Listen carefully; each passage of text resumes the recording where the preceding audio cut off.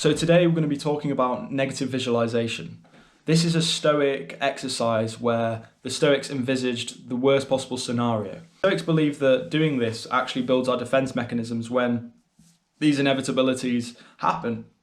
For example, the Stoics advised us to think about what we value most. It could be a family member, it could be a possession, it could be our wealth, it could be a hobby. How would you react if something was taken away from you? And by doing so, we're able to appreciate that thing, but we are also able to build up our defense mechanism for when that eventuality occurs. We won't act surprised, we won't be rattled, because it's really important that we react to things with a rational mind. And if we don't anticipate things, our brains will go into overdrive, we'll go into fight or flight. Whereas if we think about something, if we look into the dragon's eyes, then that takes away all of the fear. The monster becomes almost like a cuddly toy. And so Seneca said this, he said, "What is quite unlooked for is more crushing in its effect, and unexpectedness adds to the weight of a disaster." The worst thing that could happen is not something going wrong, but something going wrong that we did not expect.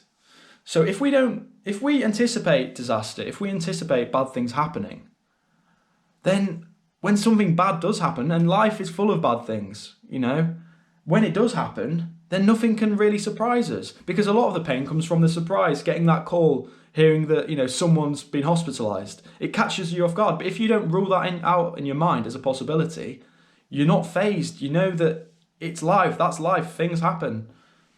You appreciate the things you have more, and we take for granted so much. And especially in our society, we have the best standards of living. And the Stoics said we shouldn't expect these things. We shouldn't expect this lifestyle that we have today.